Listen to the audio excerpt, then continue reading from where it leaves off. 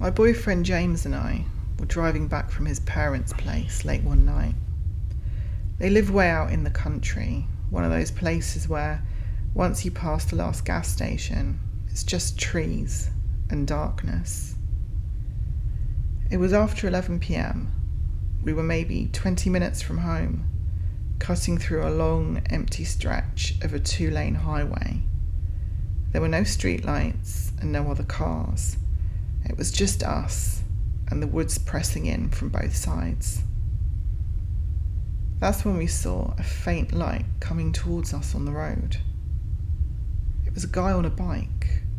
He was barely visible, riding without any reflective gear. Nothing you'd expect from someone cycling at night. He had a dim, flickering light on the front of his bike. He wasn't even pedalling hard, just gliding along slowly, face tilted downward, like he wasn't watching the road. He looked so out of place. "Why is this guy out here?" I said to James. We passed him and kept driving. Maybe 5 minutes later, we passed him again. It was the same guy with the same flickering light coming towards us. How were we passing the same person? We hadn't turned off. We hadn't passed any side roads. It was a straight, empty road and nothing but forest surrounding us. There was no way for him to loop back around. James even slowed down, trying to figure it out. He made a joke, something like his twin brother must be following him. But the tension in the car shifted. We were both freaked out by this. Then suddenly, James grabbed his chest, almost letting go of the wheel. Before I could say anything, he pulled over. He was gripping his stomach and chest like he was about to throw up. I watched him jump out of the car in stunned silence. He stumbled as he bent over at the side of the road. I got out of the car and ran to him, panicking. I didn't know what to do. We were in the middle of nowhere. I had a feeling of dread in the pit of my stomach and was trying to hide the panic in my voice whilst I spoke to James. The night was silent, just the distant hum of insects. I felt helpless, and all I could do was ask what was happening. James said that his chest hurt and that he felt sick, and he continued to stand there leaning against the car. After what felt like forever, but was maybe 10 minutes, James stood up straight. He was starting to feel better, but not ready to leave.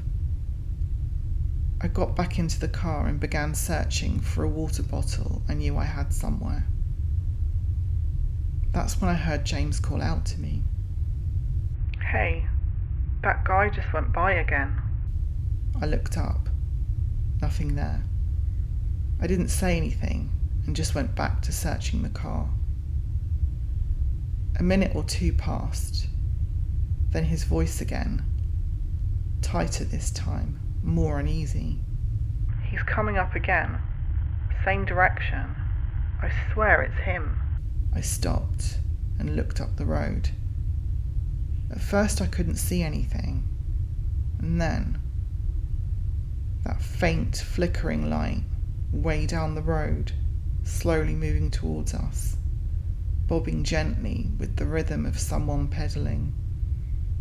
He didn't make a sound, and he didn't seem to notice us in any way.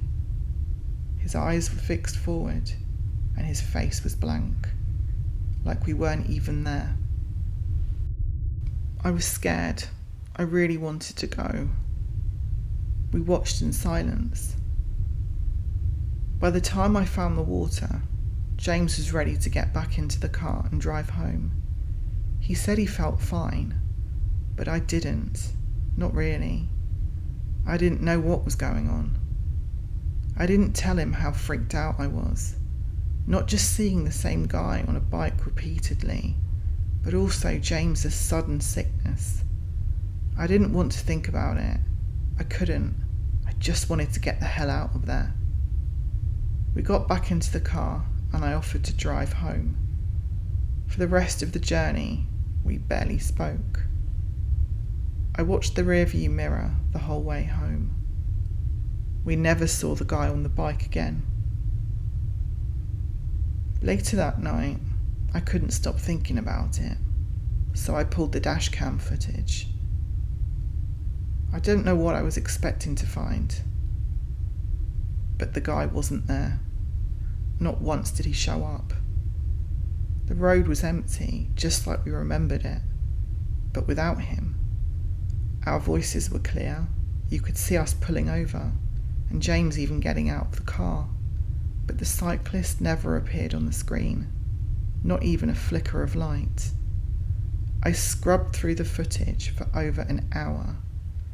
It was like he never existed, like we imagined it, but we both remembered it the exact same way. A few days later, I told a co-worker about it.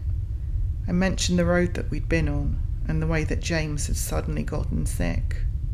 He froze, asked me to repeat the road name.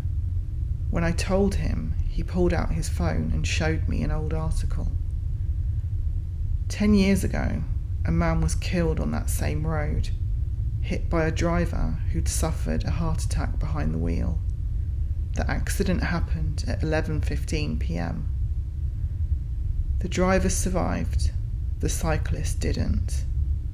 The article said the man had been riding a bike fitted with a dynamo-powered headlight, an old one, barely visible in the dark. There was a photo, a grainy black and white photo of the man with his bike taken just hours before the accident.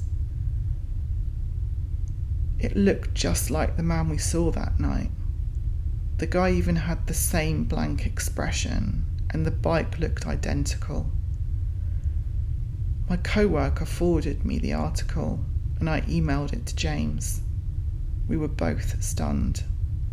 Later that night, we talked about it over a bottle of wine and came up with a few theories.